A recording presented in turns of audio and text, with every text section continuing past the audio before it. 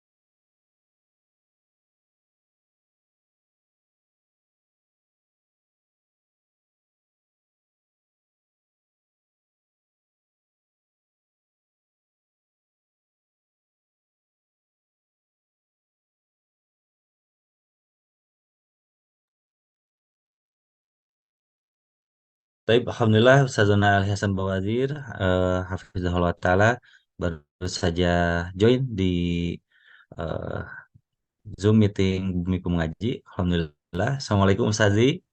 Waalaikumsalam warahmatullahi wabarakatuh. Sehat yang Zaid? Alhamdulillah sehat Ustaz. Bagaimana Ustaz dan keluarga? Sehat ya? Alhamdulillah bi khair wa afiyah. Alhamdulillah. Alhamdulillah. Tapi Alhamdulillah kita sudah memasuki pukul 20 lebih 16 waktu Indonesia Barat. Dan jika sudah siap, kami akan persilahkan kepada Ustazuna Ali menyampaikan kajian pada malam hari ini tentang butir-butir perjanjian Hudaibiyah. Baik, tafadhol ya Ustazi, barakallahu fiik.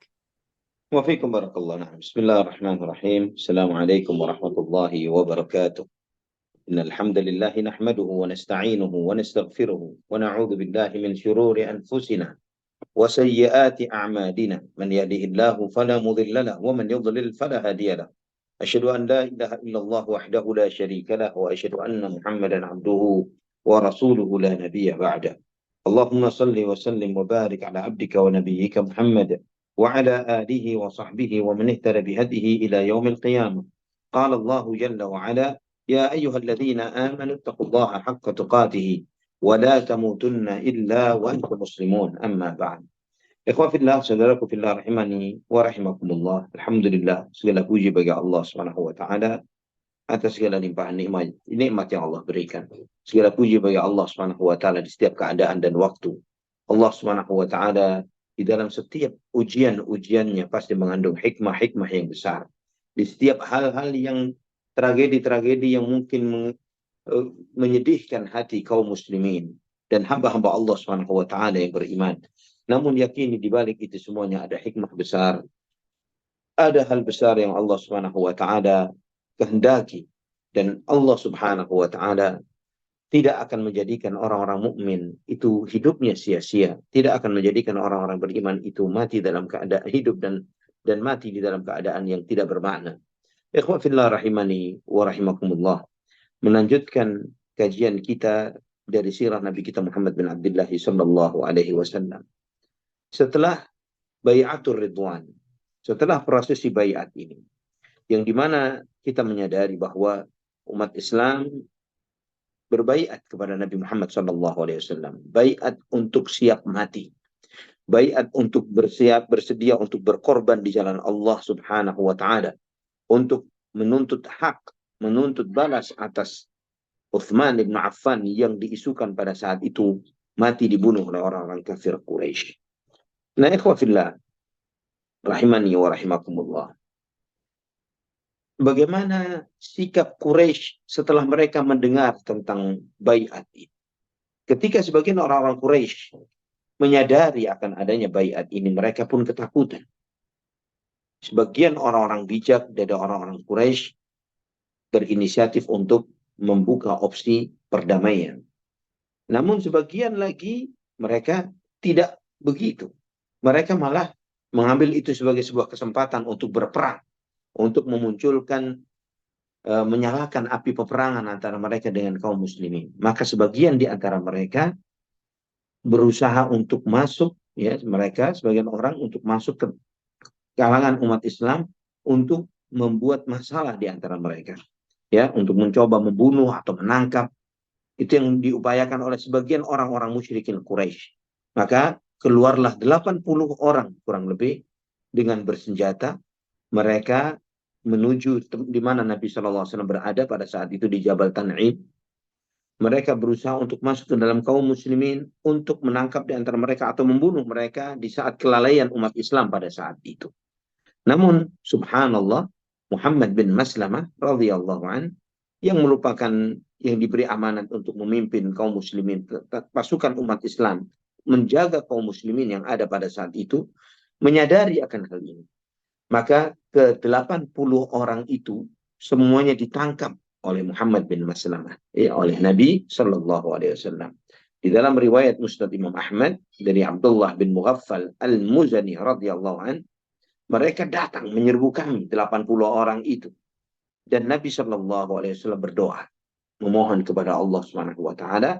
Maka Allah Subhanahu Wa Taala membuat semuanya buta. 80 orang itu tiba-tiba semuanya tidak bisa melihat. Maka mereka terdiam di tempatnya. Dan kemudian ditangkaplah oleh Muhammad bin Maslamah radhiyallahu anhu dan kaum muslimin yang lainnya. Ketika mereka semuanya ditangkap, dibawa kepada Nabi Shallallahu Alaihi Wasallam.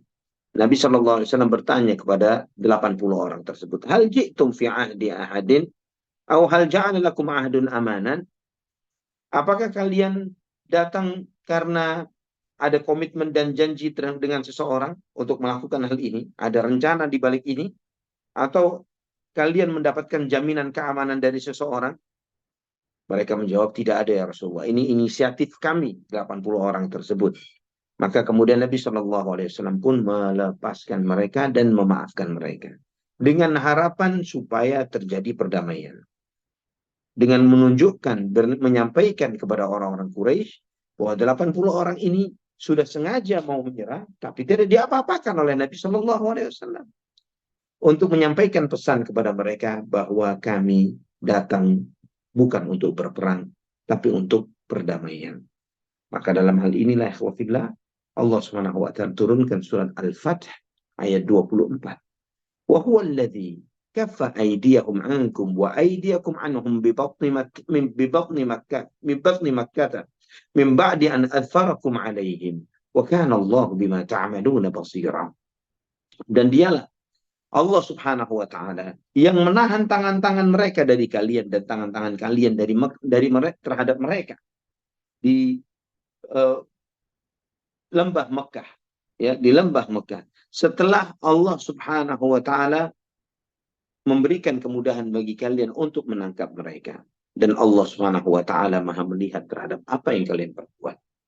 Allah Subhanahu wa taala menyampaikan di dalam ayat ini bagaimana Allah Subhanahu wa taala menjaga masing-masing kaum muslimin dan juga terhadap orang-orang musyrikin supaya mereka masing-masing terjaga dan menjaga dirinya supaya tidak saling membunuh. Ikhwatul iman rahimani wa rahimakumullah. Setelah orang Quraisy melihat hal baik yang ditunjukkan oleh Nabi Shallallahu Alaihi Wasallam ini, maka mereka pun mengutus salah seorang utusan mereka yang bernama Suhail bin Amr. Bersama dengan Suhail ada Huwaitib ibn Abdul Uzza dan Mikras bin Hafs. 3 orang ini diutus untuk menemui Nabi Muhammad Shallallahu Alaihi Wasallam dengan misi temui Muhammad, ajak damai, dan janganlah perdamaian. Dan di antara konten perdamaian itu, janji perdamaian itu adalah dia tidak umrah tahun ini, umrahnya tahun depan. Ya, jangan sampai nanti bangsa Arab berbicara tentang kita dengan omongan yang jelek, dengan omongan yang negatif, mengatakan bahwa Nabi Muhammad SAW bisa memaksa orang Quraisy untuk membuat dia masuk tahun ini dengan sesuai dengan kehendak hatinya begitu saja. Jadi poin dari perjanjian itu adalah tidak umrah pada tahun tersebut, ya, tidak melaksanakan umrah pada tahun itu. Maka Suhail bin Amr pun mendatangi Nabi Muhammad SAW. Ketika Nabi SAW melihat Suhail datang, Nabi SAW bersabda, "Qad sabula lakum amrakum. Aradal qawmu sulha hina ba'athu hadzal rajul." Allah telah memudahkan urusan kalian, kata Nabi SAW. Mereka menginginkan perdamaian dengan mengutus orang. Maka Suhail pun menemui Nabi Muhammad SAW, duduk di hadapan Nabi SAW, berbicara, dan cukup panjang pembicaraan di antara mereka, di antara Nabi SAW dengan Suhail bin Amr dan orang-orang Quraisy. Dan di antara diskusi-diskusi itu, Nabi SAW menyampaikan kepada Suhail bin Amr, "Takhallu bainana wa bainal baiti fanatufu bi." Kata Nabi SAW, biarkan kami menunaikan ibadah umrah, kami mau tawaf di Ka'bah. Namun Suhail mengatakan, "Wallahi la tatahaddatsul Arab anna ukhidna bughdatan." Demi Allah, jangan sampai orang-orang Arab mengatakan bahwa kami ini dipaksa oleh Muhammad sehingga engkau datang masuk tawaf semau-mau.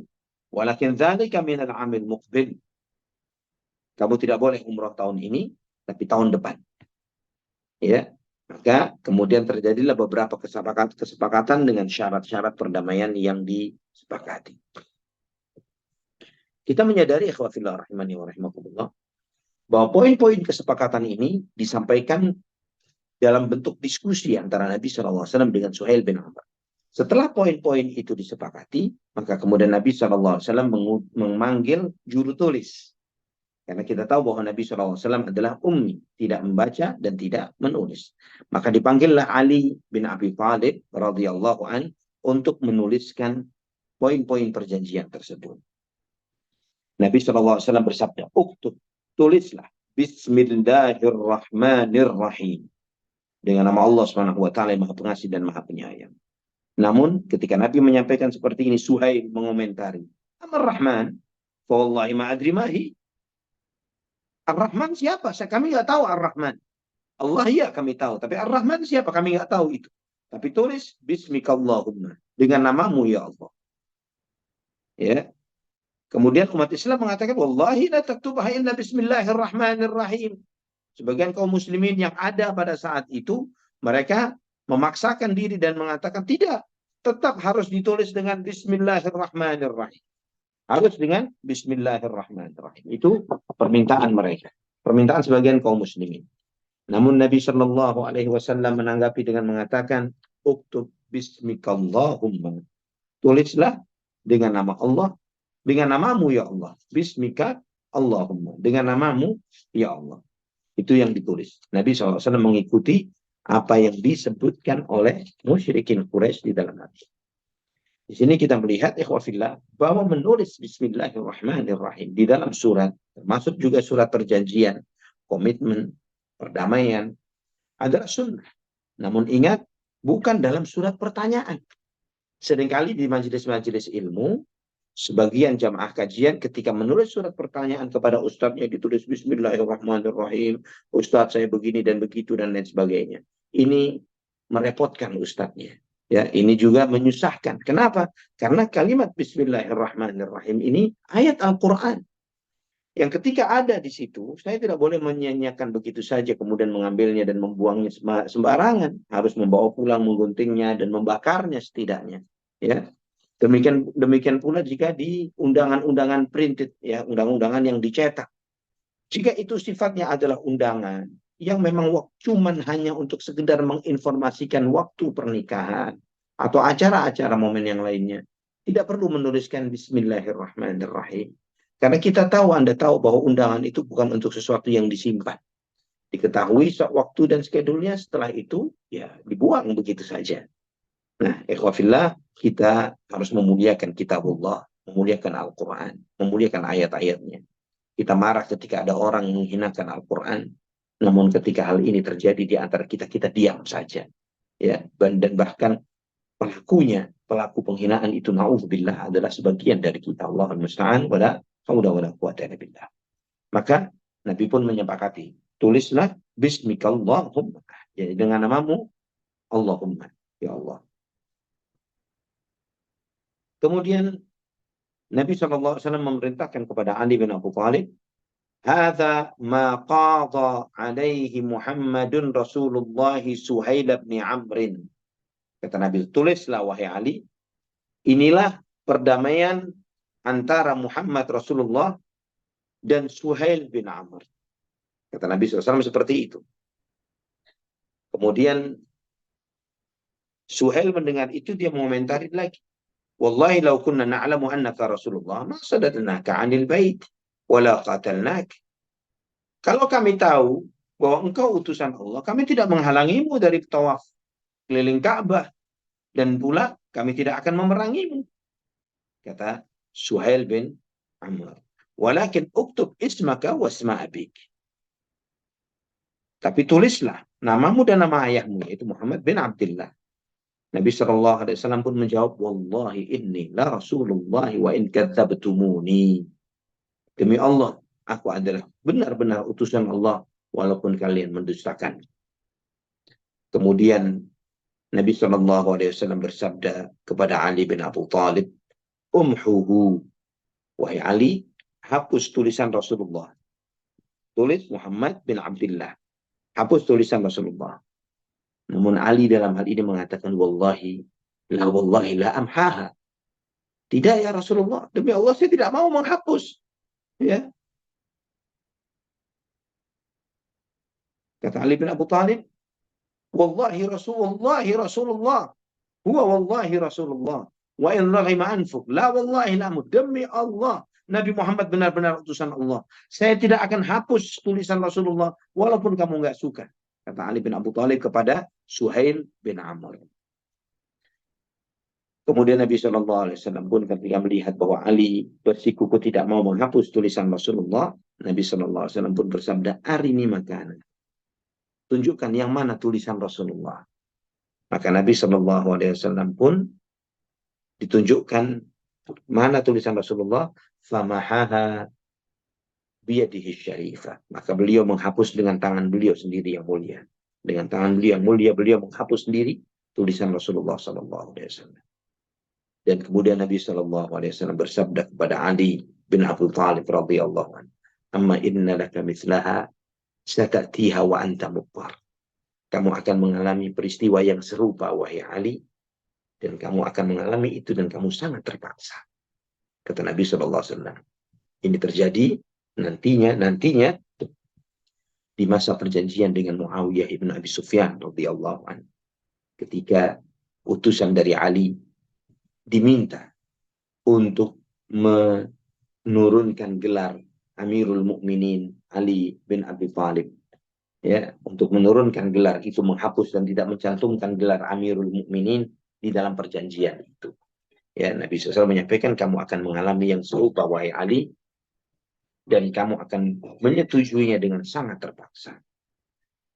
Ikhwatal iman rahimani wa rahimakumullah.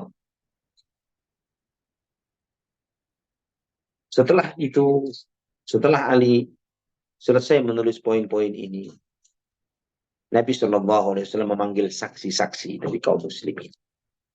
Dipanggillah saksi-saksi untuk itu, yaitu Abu Bakar As-Siddiq, Umar bin Al-Khattab, Uthman bin Affan, Abdurrahman bin Auf, Sa'ad bin Abi Waqqas, Abu Ubaidah bin Al-Jarrah, Muhammad bin Maslamah, radhiyallahu anhum ajma'in. Mereka inilah saksi-saksi perjanjian itu dari kalangan umat Islam. Adapun saksi-saksi dari kalangan orang-orang musyrikin adalah Huwaitib bin Abdul Uzza dan Mikraz bin Hafiz. Perjanjian itu dengan poin-poin perjanjiannya ditulis dalam 2 kopi. 1 kopi di tangan Nabi SAW, 1 kopi lagi di tangan orang-orang Quraisy. Ini menunjukkan bagaimana mereka di zaman itu sudah memiliki keluhuran peradaban di dalam bagaimana kepemahaman mereka, bagaimana komitmen mereka terhadap perjanjian-perjanjian yang terjadi di antara mereka.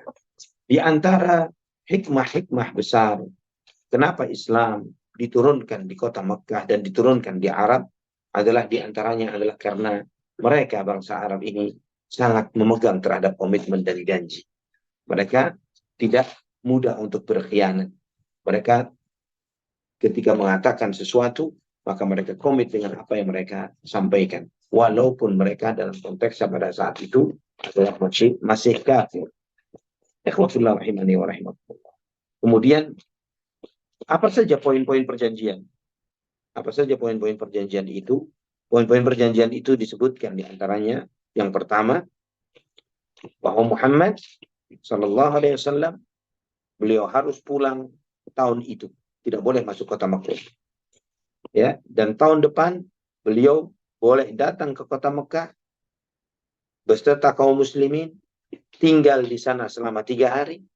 Mereka hanya boleh membawa senjata kebutuhan seorang musafir, yaitu senjata yang biasa ditempelkan atau diikatkan bersama dengan tempat minum. Dan Quraisy menjamin keamanan Nabi Muhammad SAW dan kaum muslimin. Mereka selamat dari gangguan orang-orang Quraisy selama 3 hari di kota Mekah tersebut untuk menunaikan ibadah umrah.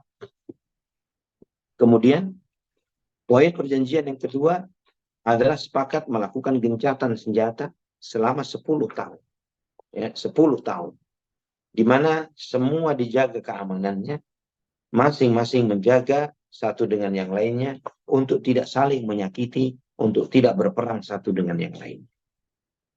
Kemudian, poin yang ketiga, barang siapa yang ingin untuk bergabung dengan perjanjiannya bersama Nabi Muhammad SAW, ingin bergabung dengan kubunya Nabi Muhammad SAW, ya, maka dia bersama Nabi SAW. Dan barang siapa yang ingin bersama Quraisy dan perjanjian mereka, maka dia bergabung bersama mereka. Artinya, siapapun suku yang ada di luar Quraisy, di luar kaum muslimin, yang bergabung kepada salah satu dari dua kelompok ini, umat Islam atau Quraisy, maka dia menjadi bagian salah satu dari mereka. Artinya, jika ada yang mengganggu salah satu dari koalisinya kaum muslimin yang dilakukan oleh sebagian dari koalisinya orang-orang Quraisy, maka itu sama seperti mengganggu kaum muslimin. Demikian pula sebaliknya. Jika ada dari koalisinya Quraisy terganggu oleh sebagian dari koalisinya kaum muslimin, maka itu seperti menyakiti Quraisy. Ya, ini sebagai bentuk pengkhianatan di dalam sebuah perjanjian. Maka suku Khuza'ah pun bergegas mengatakan nahnu ma'aqdi Rasulullah sallallahu alaihi wasallam. Suku Khuza'ah mengatakan kami bersama Nabi sallallahu alaihi wasallam, kami bersama Nabi. Dan kemudian Banu Bakar mereka mengatakan tidak, kami bersama Quraisy. Ya, kami bersama Quraisy. Terjadi seperti itu. Ini poin yang ketiga. Poin yang keempat. Disebutkan di poin yang keempat bahwa siapapun yang mendatangi Nabi Muhammad SAW dari sahabat beliau tanpa izin walinya harus dikembalikan ke wali. Dan sebaliknya, jika siapapun dari pihak Nabi Muhammad SAW mendatangi Quraisy tidak boleh dikembalikan. Ini syarat yang paling berat bagi umat Islam. Jadi kalau ada dari Quraisy bergabung atau melarikan diri dari Mekah misalnya, bergabung kepada Nabi SAW dan kaum muslimin, maka harus dikembalikan lagi ke Mekah. Namun sebaliknya, jika ada dari kaum muslimin yang pergi kepada orang-orang Quraisy yang ada di kota Mekah, misalnya dari Madinah ke Mekah, tidak boleh dikembalikan ke Madinah. Ya, ini syarat yang paling berat bagi umat Islam. Ikhwafillah rahimani wa rahimakumullah. Kemudian poin yang kelima, bahwa kita sama-sama terbuka, sama-sama jujur, sama-sama menjaga komitmen di dalam perjanjian ini. Tidak ada tipu menipu, tidak ada bohong membohongi, dan tidak ada khianat mengkhianati. Ini di antara poin-poin perjanjian tersebut. Ikhwafillah rahimani wa rahimah. Ketika poin-poin ini sedang ditulis, tiba-tiba datanglah Abu Jandal bin Sahal bin Amr bin Suhail bin Amr. Suhail bin Amr, pihak negosiatornya Quraisy, ini tokohnya orang Quraisy. Anaknya Suhail namanya Abu Jandal. Yang ini adalah kaum muslimin, seorang mukmin yang beriman kepada Allah Subhanahu wa taala, yang sedang disiksa oleh ayahnya sendiri dengan dirantai dan diikat. Ya, dengan dirantai dan diikat. Sedang komitmen ini sedang terjadi, Abu Jandal ini datang dengan masih terantai tubuhnya, ya, dengan jalan yang tertatih-tatih, ya, dia berlari dan melemparkan dirinya di antara umat Islam yang sedang ngumpul pada saat itu. Ketika Suhail bin Amr melihat anaknya ini, melihat Abu Jandal, dia marah dan menempeleng wajah anaknya dan menyeret anak tersebut.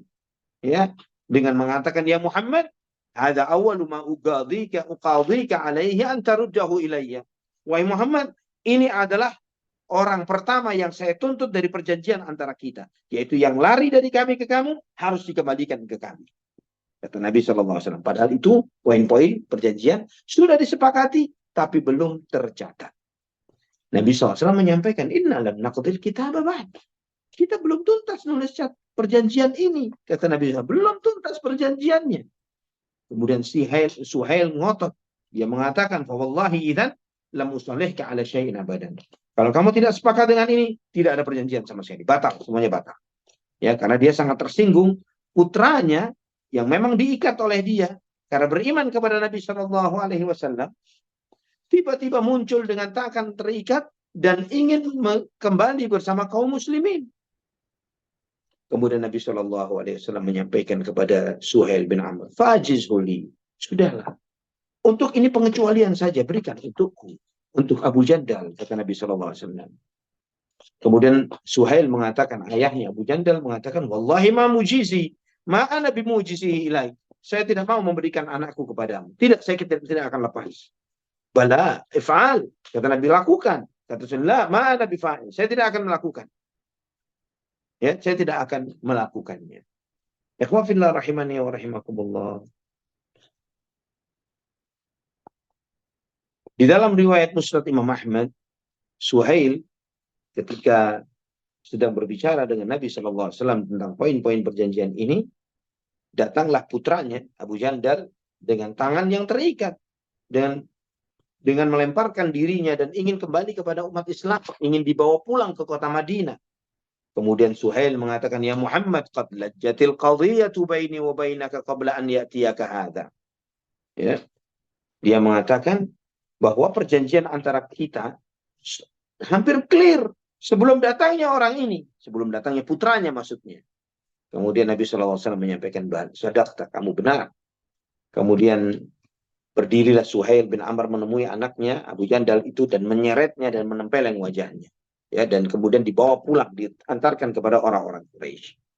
Di saat itu, ikhwafillah, Abu Jandal teriak dengan suaranya yang lantang. Dia mengatakan, Ya ma'asyaral muslimin, uraddu ilal musyrikin wa qad ji'tu musliman, ala tarawna ma qad laqit, wa kana radhiyallahu an qad udhiba 'adaban syadidan fi sabilillah.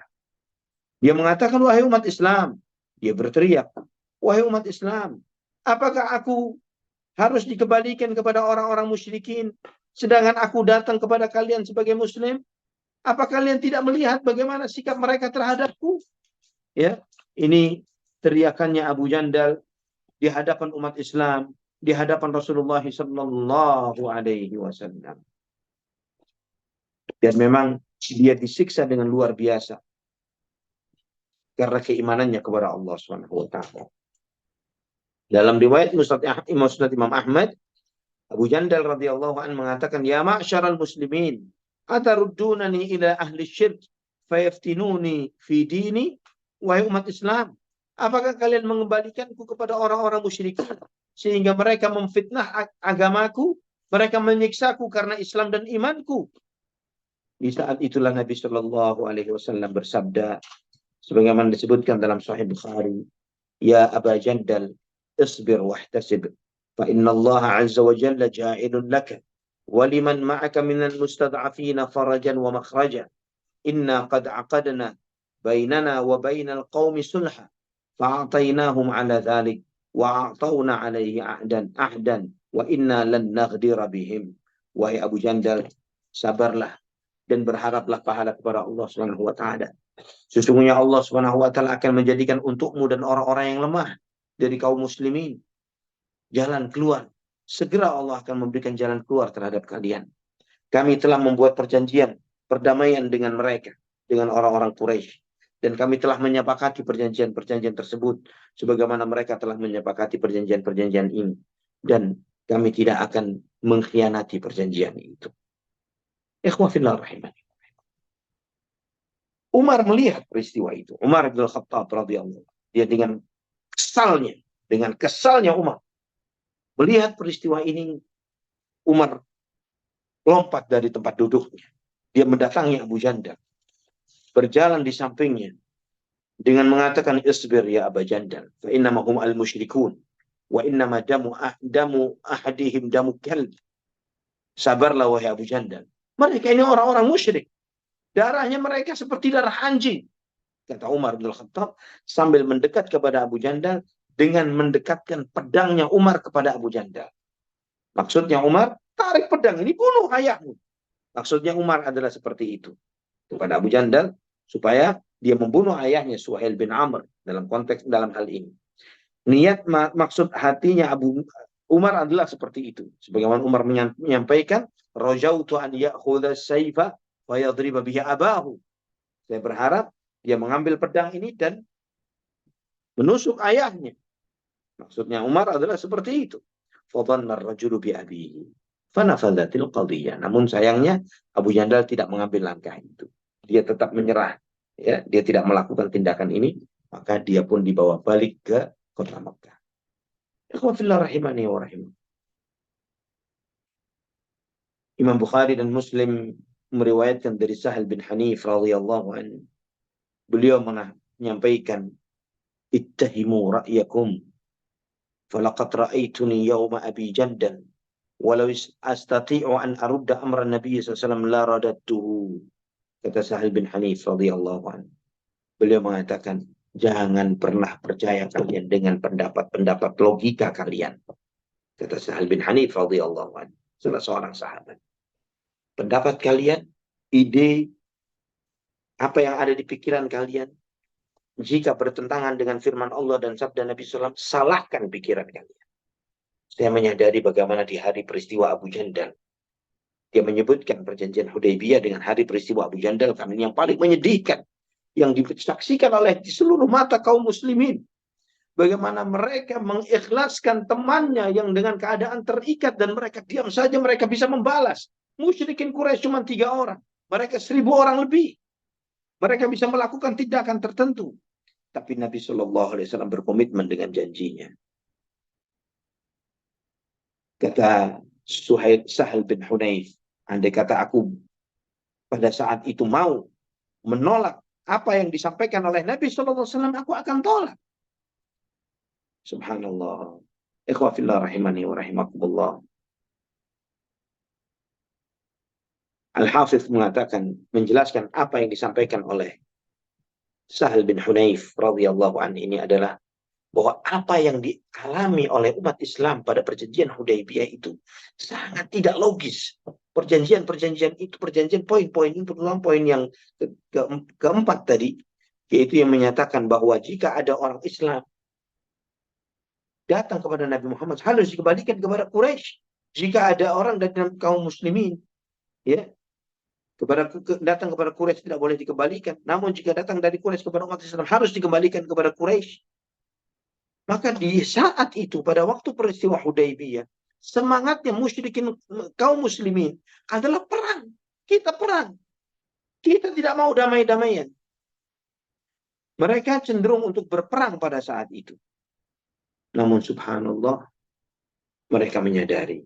Setelah itu, mereka menyadari bahwa ternyata yang benar adalah apa yang disyariatkan oleh Allah SWT dan Rasulullah SAW. Ternyata kemaslahatan ada di dalam pasrahnya mereka terhadap ketetapan Allah SWT dan ketetapan Rasulullah SAW. Ikhwafillah, untuk sadar, ketika selesai perjanjian itu disepakati, ditulis, dibagi 2 kopi ini, tidak ada seorang pun umat Islam menerima dan ridha dengan poin-poin kesepakatan itu kecuali 1 orang saja yang ridha, yaitu Abu Bakar As-Siddiq radhiyallahu anhu. Hanya Abu Bakar saja yang menerima totalitas dengan keputusan itu. Yang lainnya, mereka dengan penuh kesedihan. Mereka bagaimana tidak sedih? Mereka ini keluar dari kota Madinah dengan penuh keyakinan bakal masuk kota Mekah. Dengan penuh keyakinan mereka tawaf mengelilingi Ka'bah. Ditambah mereka semakin yakin dengan apa? Sebelum berangkat Nabi SAW bermimpi bahwa beliau akan masuk kota Mekah. Beliau akan melaksanakan ibadah umrah, tawaf dan muhalliqina ru'usakum muqassirin. Dengan keadaan aman tawaf mengelilingi Ka'bah. Namun ternyata perjanjian ini memaksa mereka untuk pulang. Tidak ada umrah tahun ini. Mereka perasaan yang luar biasa yang mereka alami ikhwatal iman. Sampai disebutkan di dalam kitab-kitab sirah. Mereka hampir binasa dengan apa yang ada di hati mereka. Terutama syarat yang mengatakan bahwa jika ada dari orang Quraisy datang kepada umat Islam, harus dikembalikan ke Quraisy. Ini membuat sedih seluruh kaum muslimin, membuat kesal sebagian mereka. Ikhwatul iman rahimani wa rahimakumullah. Di antara yang paling sedih dalam hal ini adalah Umar bin Khattab radhiyallahu anhu. Ketika Umar melihat bahwa poin-poin perjanjian sudah clear dan hampir dan tinggal ditulis saja, Umar bin Khattab mendatangi Nabi Muhammad SAW.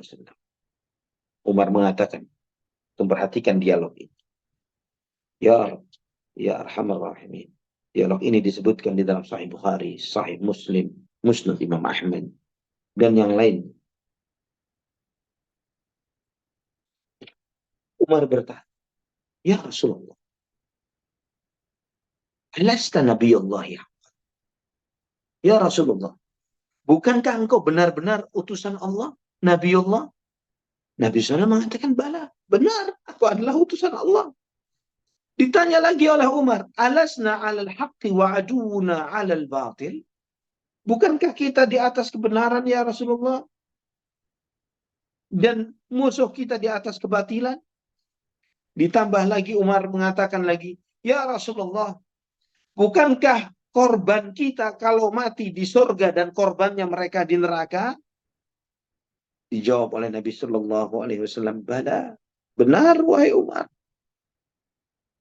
Umar bertanya lagi, falima nu'tid daniyata fi dinina idzan? Kenapa kita harus merendahkan diri ya Rasulullah? Kenapa kita harus menghinakan diri kita ya Rasulullah? Kita tidak perlu menghinakan diri kita. Kita lawan. Maksudnya Umar adalah seperti itu. Maka Rasulullah Shallallahu Alaihi Wasallam menyampaikan, Inni Rasulullah walastu a'sihi wa huwa nasiri. Sesungguhnya aku adalah utusan Allah. Aku tidak akan bermaksiat terhadap Allah Subhanahu wa taala dan aku yakin Allah pasti membela. Umar bertanya lagi, Awalaysa kunta tuhaddithuna anna sana'til baita fanatufu bihi? Bukankah engkau telah berjanji kepada kami, menyampaikan kepada kami bahwa kita akan mendatangi Ka'bah dan kita akan tawaf keliling Ka'bah ya Rasulullah? Jawaban Nabi SAW, bala. Fa'akhbartuka anna na'ti. Kata Nabi SAW, benar. Namun apakah aku sampaikan kepadamu bahwa itu akan terjadi pada tahun ini? Umar mengatakan tidak. Nabi SAW menyampaikan, fa'innaka ati tawwifun. Sesungguhnya kamu benar-benar akan mendatanginya dan kamu akan tawaf mengelilingi Ka'bah dalam keadaan aman. Maka Umar pun mendatangi Abu Bakar As-Siddiq. Aku bertanya, kata Umar, ya Abu Bakar, awalaysa hadza nabiyullahi haqqan? Wahai Abu Bakar, bukankah Nabi Muhammad Nabi yang benar? Kata Abu Bakar, benar. Alasna alal haqqi wa aduwuna alal batil? Bukankah kita di atas kebenaran dan musuh kita di atas kebatilan? Benar, kata Abu Bakar. Kemudian Umar bertanya lagi, falima nu'tid daniyata fi dinina idzan? Terus kemudian kenapa kita merendahkan diri kita di dalam beragama ini? Kita tidak perlu merendahkan diri, kita lawan mereka. Maka Abu Bakar pun mengatakan, ayuhar rajul, innahu la Rasulullah sallallahu alaihi wasallam wa laysa ya'si rabbah wa huwa nasiruhu fastamsik bighazrih fa wallahi innahu 'alal haq. Hei orang, wahai manusia, kata Abu Bakar kepada Umar, wahai manusia, demi Allah, dia adalah utusan Allah Subhanahu wa taala. Dia tidak akan bermaksiat kepada Tuhannya. Dan Allah pasti membelanya. Pegang teguh talinya, beriman kepadanya, demi Allah, dia di atas kebenaran. Umar bertanya lagi, bukankah dia telah berjanji bahwa kita akan masuk ke kota Mekah dan tawaf? Kata Abu Bakar, benar. Apakah beliau menyampaikan akan terjadi pada tahun ini? Umar mengatakan tidak. Kata Abu Bakar radhiyallahu anhu, pasti kamu akan tawaf. Masuk ke kota Mekah dan tawaf. Allahu Akbar walillahil hamd. Ikhwatal iman rahimani wa rahimakumullah.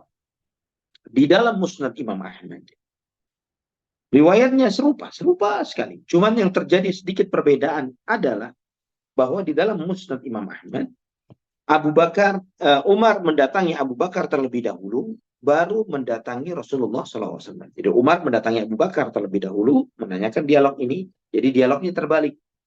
Antara Umar dengan Abu Bakar terlebih dahulu, baru kemudian Umar dengan Rasulullah SAW.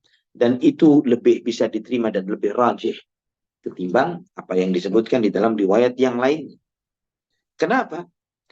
Karena jelaslah bahwa ketika Umar berdialog dengan Abu Bakar radhiyallahu anhu, jawaban-jawaban Abu Bakar ini mungkin masuk sebagiannya kepada diri Umar radhiyallahu anhu. Tapi ada protes-protes internal yang ada di dalam dirinya yang membuat beliau tidak segera menerima hal ini.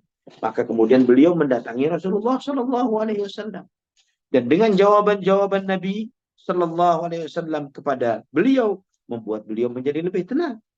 Ya, karena jika kondisinya sebaliknya, ya, karena jika kondisinya sebaliknya, setelah dengan Nabi SAW baru dengan Abu Bakar, menunjukkan ketidakpuasan Umar terhadap jawaban-jawaban Rasulullah SAW. Dan ini menunjukkan khalal, yang menunjukkan suatu cacat dalam diri atau dalam hal yang tidak layak pada diri Umar Ibn Khattab radhiyallahu anhu. Subhanallah ya khawafillah. Di dalam Sahih Bukhari juga disebutkan ketika surat Al-Fath, Inna fatahna laka fatham mubina.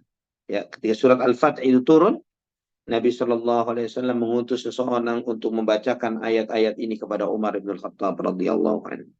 Maka kemudian Umar pun bertanya kepada Rasulullah Sallallahu Alaihi Wasallam, ya Rasulullah, afathunhu? Apakah itu Fathu Makkah? Apakah itu janji Allah Fathu Makkah? Nabi Shallallahu Alaihi Wasallam menjawab, na'am. Allah berjanji kota Mekah akan dikuasai oleh kaum muslimin. Maka tentramlah hati Umar radhiyallahu anhu. Ikhwatul iman rahimani wa rahimakumullah. Dari peristiwa ini, dialog antara Abu Bakar dan Umar, Ana perlu menyampaikan beberapa faedah yang disampaikan oleh Al-Hafidz Ibnu Hajar.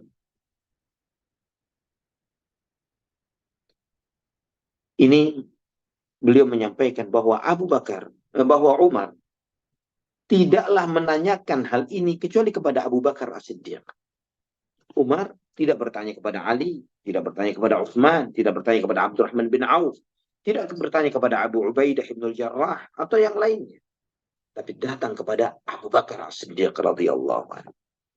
Karena memang Umar sadar, kaum muslimin semuanya tahu bahwa manusia yang paling mulia setelah Rasulullah Sallallahu Alaihi Wasallam adalah Abu Bakar As-Siddiq radhiyallahu anhu. Yang lebih mulia ilmunya, lebih mulia imannya, lebih luas wawasannya adalah Abu Bakar As-Siddiq radhiyallahu anhu. Dan bagaimana keserupaan hujjah, keserupaan jawaban Abu Bakar radhiyallahu anhu sebagaimana jawaban Rasulullah sallallahu alaihi wasallam, ini menunjukkan kesempurnaan kedudukan Abu Bakar radhiyallahu anhu dan bagaimana begitu melekatnya diri beliau dengan Nabi Muhammad SAW sehingga sangat tahu tentang kondisi dan keadaan Nabi SAW, yang sehingga beliau menempatkan dirinya termasuk di antara orang-orang yang paling sesuai dengan ketetapan-ketetapan Allah Subhanahu wa taala. Dan ini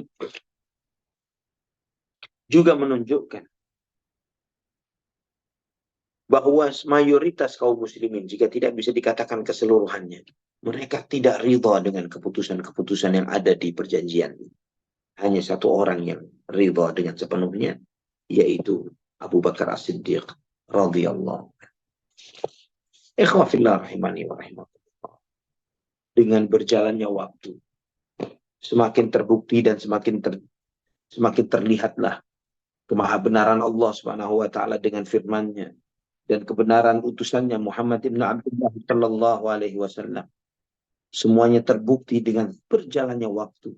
Karena Nabi kita Muhammad sallallahu alaihi wasallam nabiyyun la kadzib. Nabi yang tidak pernah berbohong dan berdusta. Benar-benar beliau sallallahu alaihi wasallam adalah hamba dan utusan Allah Subhanahu wa taala. Maka Umar radhiyallahu anhu tidak pernah melupakan fenomena itu, kejadian itu, peristiwa itu. Beliau tidak melupakan kesalahan sikapnya pada saat itu. Bagaimana Umar merespon apa yang pernah dia lakukan itu, kesalahan sikap ini. Beliau mengatakan maziltu asumu wa atasaddaqu wa usalli wa utiq min alladhi sana'tu makhafata kalami alladhi takallamtu bihi yawma idzin hatta rajautu an yakuna khairan.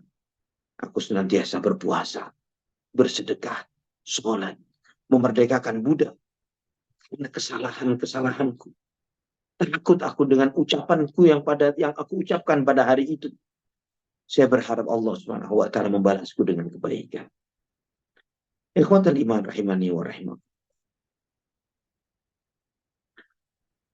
Selesai perjanjian ini ditulis, masing-masing memegang kopinya.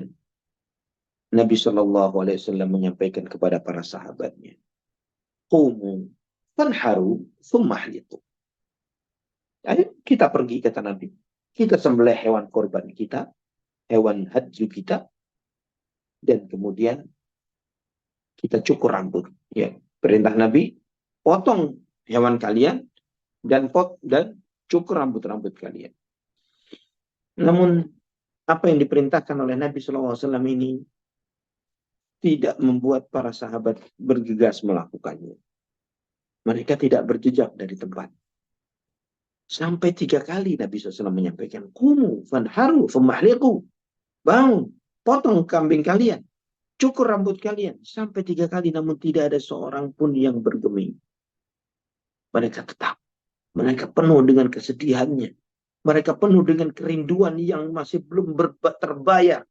Harapan mereka, mata mereka melihat Ka'bah untuk tawaf mengelilinginya. Mereka tidak kuat hati mereka ketika mereka menyadari bahwa hari itu pada tahun itu, bahkan tahun itu mereka tidak bisa masuk ke kota Mekah dan menunaikan ibadah umrah. Itu masih belum kenyataan yang masih belum bisa mereka terima di hati mereka. Maka Nabi Shallallahu Alaihi Wasallam pun masuk ke kemah beliau, menemui Ummu Salamah radhiyallahu anha, menyampaikan apa yang beliau lihat, yang beliau saksikan dari para sahabat. Maka Ummu Salamah bertanya, "Ya Rasulullah, atuhibbu dzalik? Apa kamu ingin para sahabat mentaatimu ya Rasulullah? Agar mereka memotong hewan kurbannya, agar mereka memotong hewan kurbannya dan mencukur rambutnya? Ukhruj, thumma la tukallim ahadan minhum kalimatan hatta tanhara budnak wa tad'u haliqaka fayahliquh." Engkau keluar ya Rasulullah, jangan bicara dengan siapapun. Hewan korbanmu sembelih dan panggil tukang cukurmu, cukur rambutmu ya Rasulullah. Maka Nabi SAW keluar, tidak bicara dengan siapapun, ya, sampai beliau menyembelih onta yang beliau bawa. Beliau SAW memanggil tukang cukurnya yang bernama Khirash bin Umayyah radhiyallahu an. Nabi memerintahkan kepada Khirash untuk mencukur habis menggundul rambut beliau sallallahu alaihi wasallam. Rambut kepala beliau yang mulia dicukur habis rambutnya. Ketika mereka melihat Nabi Shallallahu Alaihi Wasallam mencukur rambutnya, menyembelih butnya, yaitu menyembelih onta yang beliau bawa, maka mereka pun semuanya bergegas menyembelih kambing-kambing mereka atau onta-onta yang mereka bawa, dan kemudian mereka mencukur rambut mereka masing-masing. Dan mereka lakukan itu dengan penuh kekesalan, dengan penuh kegalauan dan kesedihan. Ikhwafillah rahimani wa rahimahullah. Al-Hafidh Ibnu Hajar menyebutkan beberapa faidah di dalam hal ini. Di antaranya adalah keutamaan musyawarah dan diskusi. Ya, pentingnya bermusyawarah. Karena di dalam hal ini kita melihat bagaimana Nabi Shallallahu Alaihi Wasallam bermusyawarah dengan istri beliau, Ummu Salamah radhiyallahu. Dan Nabi Shallallahu Alaihi Wasallam mendapatkan gagasan dari istri beliau dan menerimanya dengan baik. Dan juga di antara faedahnya adalah jika ucapan itu diiringi dengan bahwa perbuatan itu lebih dominan, lebih mudah untuk dicontoh dan diikuti ketimbang sekedar perintah. Ya, ketimbang sekedar perintah.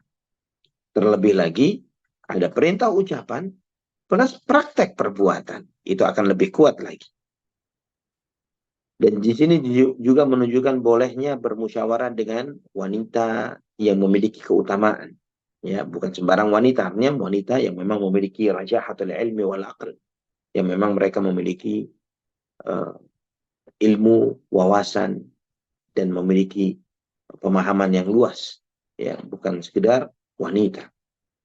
Dan juga di sini menunjukkan keutamaan Ummu Salamah radhiyallahu anha, bagaimana kecerdasan beliau radhiyallahu anha.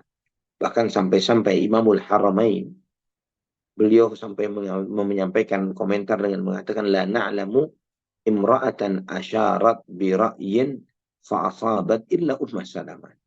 Saya tidak pernah tahu seorang wanita yang memberikan ide dan gagasan dan benar idenya. Yang saya tahu cuma satu orang saja, yaitu Ummu Salamah. Itu ucapan uh, Imamul Haramain. Ikhwatal iman rahimani wa rahimakumullah. Dan sebagian lagi kata Al-Hafidh Ibnu Hajar menyertakan, yaitu putri dari mertuanya Nabi Musa alaihissalam, yang mengatakan kepada ayahnya, wahai ayahku, angkatlah Musa sebagai karyawanmu. Fa inna khaira man istajartal qawiyul amin. Karena sebaik-baik yang kau angkat sebagai karyawan adalah yang kuat dan bisa dipercaya. Dan kemudian ide itu diterima oleh ayahnya. Ikhwatal iman rahimani wa rahimakumullah. Selesai para sahabat mencukur sebagian dan sebagian memendekkan rambutnya, tidak mencukur, maka Nabi SAW mendoakan orang yang mencukur habis rambutnya dengan 3 kali doa. Adapun yang memendekkan rambutnya didoakan dengan 1 kali doa. Sebagaimana Musnad Imam Ahmad dengan sanad yang hasan, juga At-Tahawi dalam Syarah Mushkilul Athar dengan sanad yang kuat dari Ibnu Abbas radhiyallahu anhuma. Sebagian orang mencukur rambutnya pada hari peristiwa Hudaybiyah, sebagian lagi memendekkan, tidak mencukur habis. Kemudian Nabi SAW berdoa, yarhamullahul muhalliqin. Semoga Allah merahmati orang yang mencukur habis rambutnya. Sahabat bertanya, wal muqassirin ya Rasulullah, bagaimana yang memotong pendek ya Rasulullah? Nabi SAW menjawab, yarhamullahul muhalliqin. Semoga Allah merahmati yang mencukur habis rambutnya. Nanya lagi mereka, ya Rasulullah wal muqassirin, bagaimana yang cuma dipendekin saja rambutnya dan tidak dicukur habis? Nabi SAW bersabda, yarhamullahul muhalliqin. Semoga Allah merahmati orang yang mencukur habis rambutnya. Nanya lagi mereka untuk ketiga kalinya, ya Rasulullah wal muqassirin, bagaimana dengan memendekkan rambutnya ya Rasulullah? Nabi SAW bersabda, wal muqassirin, juga yang memendekkan rambutnya. 3 kali untuk yang mencukur habis, sekali untuk yang memendekkan rambutnya.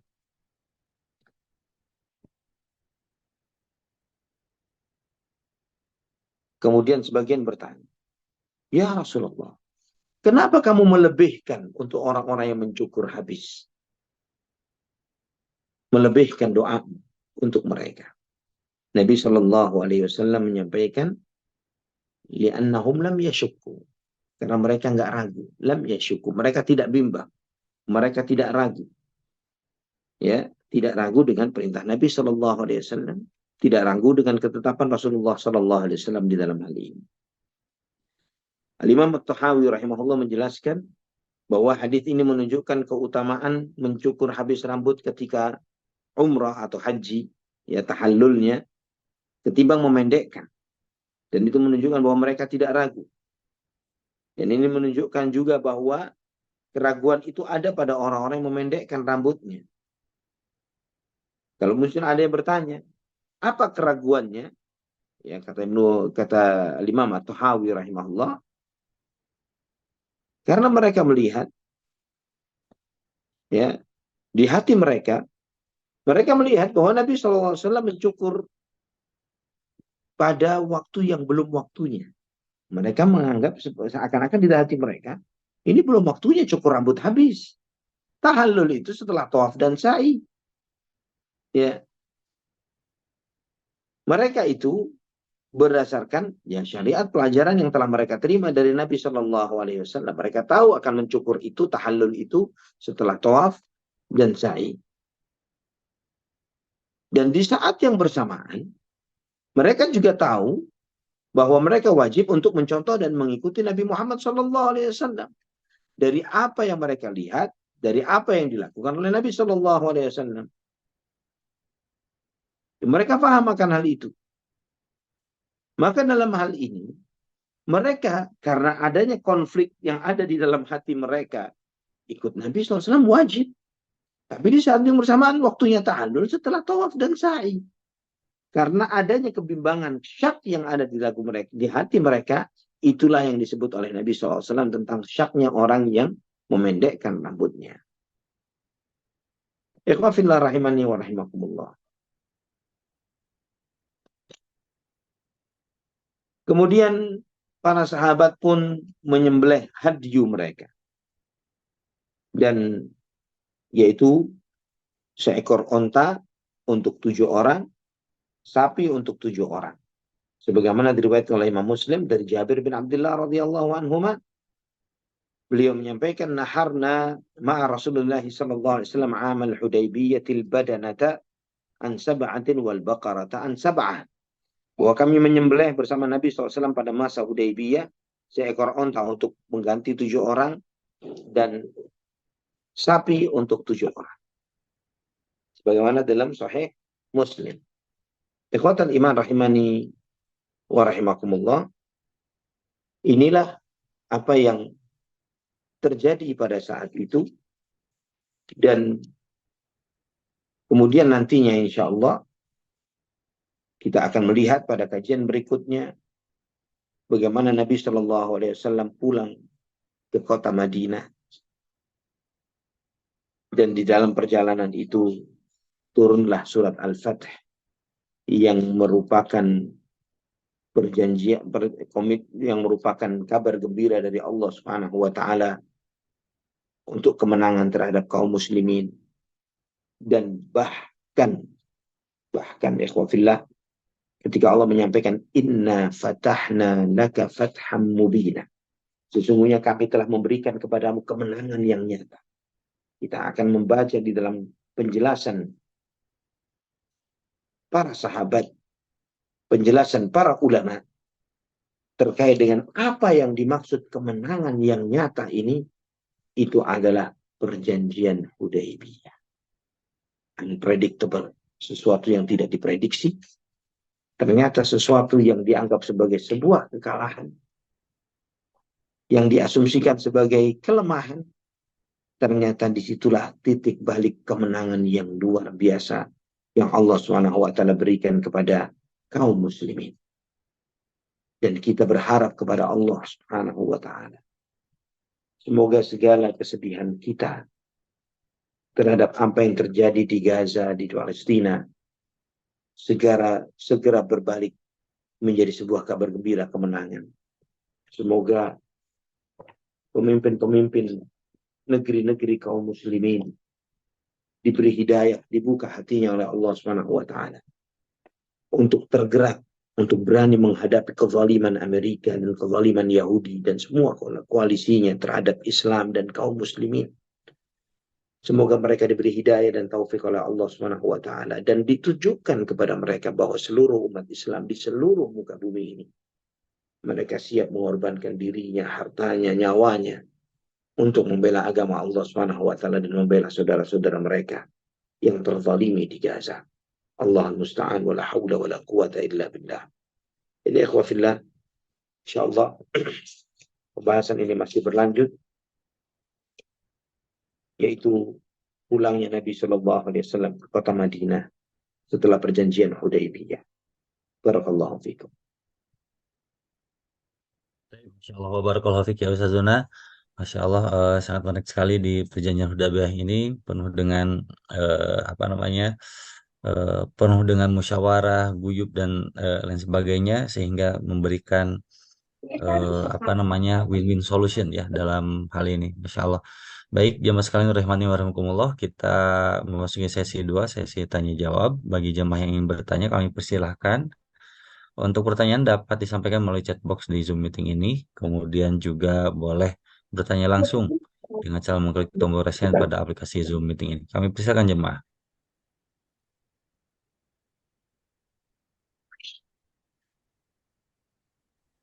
Baik, sudah ada yang raise hand di sini atas nama Umu Amr. Kami persilakan Umu Amr. Ya, jazakumullah. Jazakumullahu khairan Kang Zai. Alhamdulillah jazakumullahu khairan Ustadz atas penjelasan materinya hari ini.